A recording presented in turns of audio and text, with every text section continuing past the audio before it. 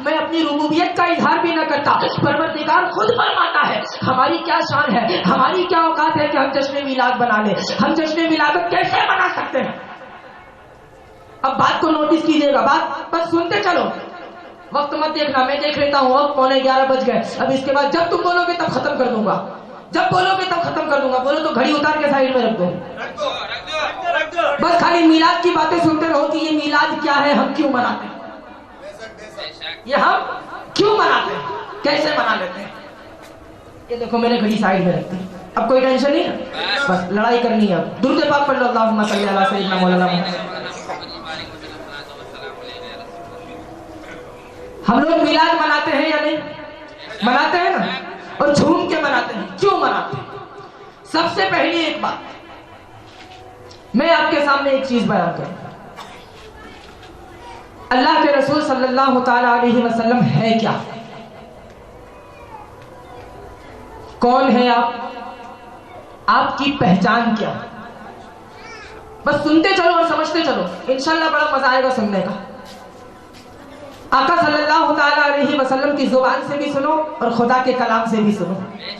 اللہ تبارک و تعالیٰ فرماتا ہے قد جاءکم من اللہ نور و کتاب مبین، کہ بے شک اللہ کی طرف سے تمہارے پاس آ گیا ایک نور و کتاب مبین، اور ایک روشن کتاب. مفسرین کرام بیان فرماتے ہیں، وہ مفسر ہمارے ہو یا تمہارے، سب یہی کہتے ہیں نور سے مراد پیارے آقا کی ذات ہے، نور سے مراد آقا صلی اللہ علیہ وسلم کی ذات. ایک حدیث پاک سنو، یہ تو قرآن کی آیت، اب حدیث بتاتا ہوں. اول ما خلق اللہ نوری، کہ پروردگار نے سب سے پہلے جس چیز کو پیدا کیا، میرے آقا فرماتے ہیں پروردگار نے سب سے پہلے جس چیز کو پیدا کیا وہ میرے نور کو پیدا کیا. مطلب ثابت کیا ہوتا ہے؟ ثابت کیا ہوا کہ نبی نور ہے، قرآن و حدیث کی روشنی ہے. سمجھ گئے؟ نبی نور ہے. ایک طرف دعویٰ یہ کیا جاتا ہے کہ نبی بشر، کیونکہ نبی نے خود فرمایا ہے انما انا بشر مثلکم، یہ پوری بحث الگ ہے، اس کو ہمیں نہیں چھیڑنا. اب ہم سمجھیں میلاد ہم مناتے کیوں، سب سے بڑی وجہ، میلاد منانے کا سب سے بڑا ریزن کیا؟ نبی نور قرآن اور حدیث کی روشنی ہے. نبی نور ہے، قرآن اور حدیث دونوں کی روشنی ہے. اب میں آپ کو بتاؤں، ثابت کر کے بتاتا ہوں. لوگ کہتے ہیں کہ نبی کو نبوت 40 سال کے بعد ملی، یہ غلط ہے. نبی کو نبوت 40 سال کے بعد نہیں ملی، آپ نے نبوت کا اعلان 40 سال کے بعد کیا. کئی کتابوں میں بھی ایسا لکھا ہوا ہے. میرے آقا صلی اللہ علیہ وسلم فرماتے ہیں ہر چیز کا ثبوت حدیث اور قرآن سے دوں گا انشاءاللہ. پیارے آقا صلی اللہ تعالی علیہ وسلم فرماتے ہیں کنت نبی و آدم بین الماء والطین، کنت نبی و آدم بین الروح والجسد. میں اس وقت نبی تھا جب آدم روح اور جسم کے درمیان تھے. میں اس وقت نبی تھا جب آدم مٹی اور پانی کے درمیان تھا. آدم کا پتلا تیار کیا گیا، ابھی آدم کا پتلا تیار ہو رہا ہے. میرے سرکار فرماتے ہیں میں اس وقت بھی نبی تھا. میرے آقا فرماتے ہیں میں اس وقت بھی نبی تھا جب آدم مٹی اور پانی کے بیچ میں تھے. کہتے ہیں نا آدم غارے میں تو نبی تارے میں، نبی تارے میں، نور کی شکل ہے. میرے سرکار نور ہے، قرآن کی بھی روشنی اور حدیث کی بھی روشنی. قرآن اور حدیث دونوں، ہم دونوں کو مانتے ہیں، ہم دونوں کے ماننے والے ہیں. اب قرآن اور حدیث کے مطابق نبی نور ہے، نبی نور ہے، اس کے باوجود بھی نبی نور ہے. نبی کے نور ہونے کے باوجود انبیاء کرام تسلیم کر رہے ہیں، انبیاء کرام تسلیم کر رہے ہیں. آدم صفی اللہ جب توبہ قبول نہیں ہو رہی، خدا کی بارگاہ میں التجا کرتے ہیں کہ مولا تیرے محبوب کے صدقے میں توبہ قبول کر لے. پروردگار توبہ قبول کر لیتا ہے، پروردگار توبہ قبول کر لیتا ہے. انبیاء کرام مان رہے ہیں اس چیز کو، سارے نبیوں کو پتا، سارے نبی جانتے ہیں. وَإِذْ أَخَذَ اللَّهُ مِيثَاقَ النَّبِيِّينَ، اللہ تبارک و تعالیٰ نے تمام نبیوں سے عہد لے لیا. तमाम नबियों से वादा ले लिया। कैसा वादा लिया? कैसा वादा लिया था कि जब मैं तुम में अपना रसूल भेजूंगा, तुम में अपना महबूब भेजूंगा, तुम में अपना महबूब भेजूंगा, तो तुम्हारे लिए ये जरूरी है कि तुम्हारे पास जो भी किताबें हो, तुम्हारे पास जो भी मजहब हो, वो सारी चीजों को छोड़कर तुम इसकी इत्तिबा करोगे। ये वादा है, कलाम मजीद में भी मौजूद है। लमा आतैतुकुम मिन किताबिन व हिकमतिन सुम्मा जाअकुम रसूलुन मुसद्दिकुन लिमा माअकुम लतु'मिनुन्न बिही व लतंसुरुन्ना क़ाल अअक़ररतुम व अख़ज़्तुम अला ज़ालिकुम इस्री क़ालू अक़ररना क़ाल फशहदू व अना मअकुम मिनश शाहिदीन।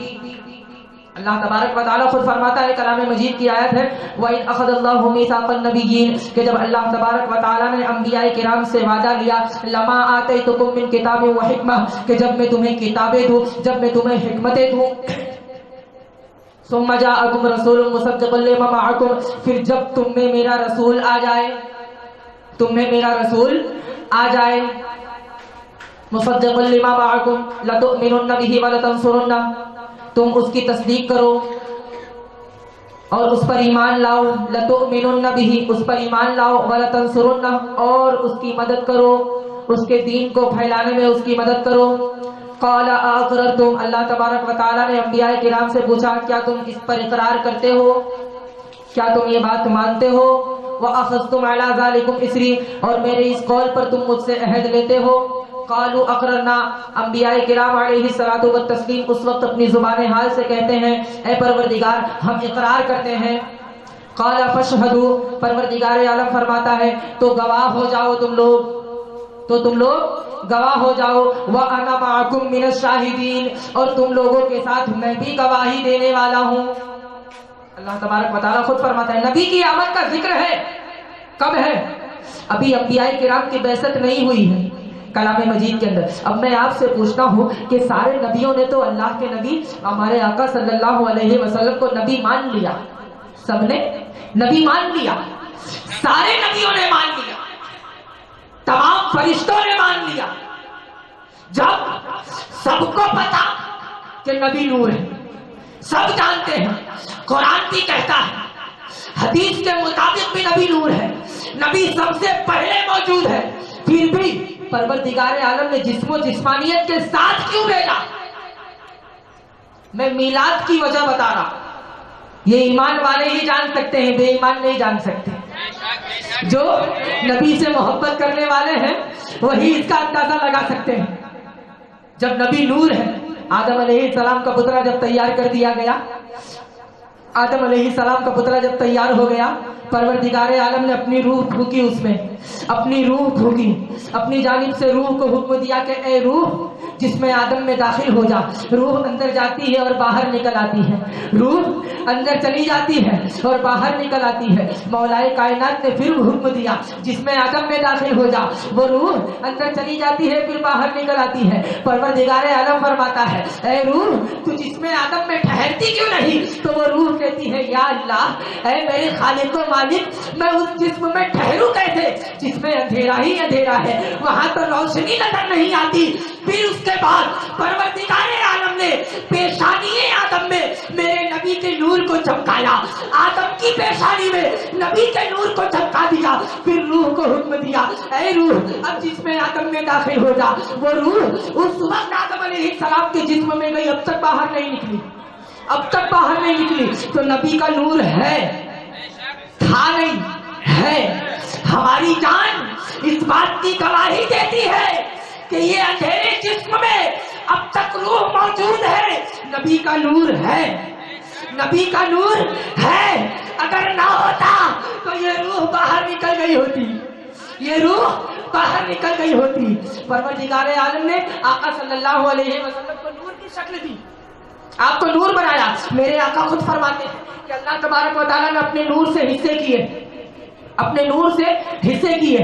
सबसे पहले मेरे नूर को बनाया। सरकार की हदीस पाक है, परवरदिगार आलम खुद फरमाता है, अल्लाह तबारक व तआला ने अपने नूर से एक हिस्से को अलग किया और उस हिस्से को सबसे पहले 70,000 साल तक अपने पास रखा, 70,000 साल अपने पास रखा। कहां? अपने पास। قرب خاص میں رکھا 70,000 سال 70,000 نبی کے نور کو بنانے کے بعد حدیث کے پاک کے الفاظ ہے، اپنی بات نہیں بول رہا ہوں، حدیث کی بات بتا رہا ہوں، 70,000 سال تک اپنے پاس رکھا، اس کے بعد اس نور کے 4 حصے کیے، نبی کے نور کے 4 حصے کیے، ایک حصے سے چاند بنایا، ایک حصے سے سورج بنایا، ایک حصے سے ستارے بنائے، چوتھا حصہ تھا اس کے 4 حصے کیے، ایک حصے سے عرش بنایا، ایک حصے سے فرش کو بنایا، ایک حصے سے لوح کو بنایا، پھر چوتھے حصے کے 4 حصے کیے، اسی طرح تقسیم ہوتی گئی، نبی کے نور کو پروردگار تقسیم کرتا گیا اور پوری کائنات کو وجود ملا۔ پیارے آقا صلی اللہ علیہ وسلم فرماتے ہیں کہ پروردگار نے سب سے پہلے میرے نور کو بنایا اور اپنے پاس 70,000 سال تک رکھا۔ حضرت جبرائیل علیہ السلام و تسلیم بیان کرتے ہیں، حضرت جبرائیل علیہ السلام بیان فرماتے ہیں، پیارے آقا صلی اللہ تعالی علیہ وسلم حضرت جبرائیل سے سوال، آپ کی عمر کے بارے میں جو سوال ہوا وہ تو سب لوگ بہتر جانتے ہیں، سب کو معلوم ہے۔ حضرت جبرائیل علیہ السلام، پروردگار عالم نے دنیا کو بنایا تو مقصود کیا تھا؟ حضرت جبرائیل فرماتے ہیں کہ جب پروردگار نے مجھے بنایا، جبرائیل کون ہے؟ فرشتے ہیں۔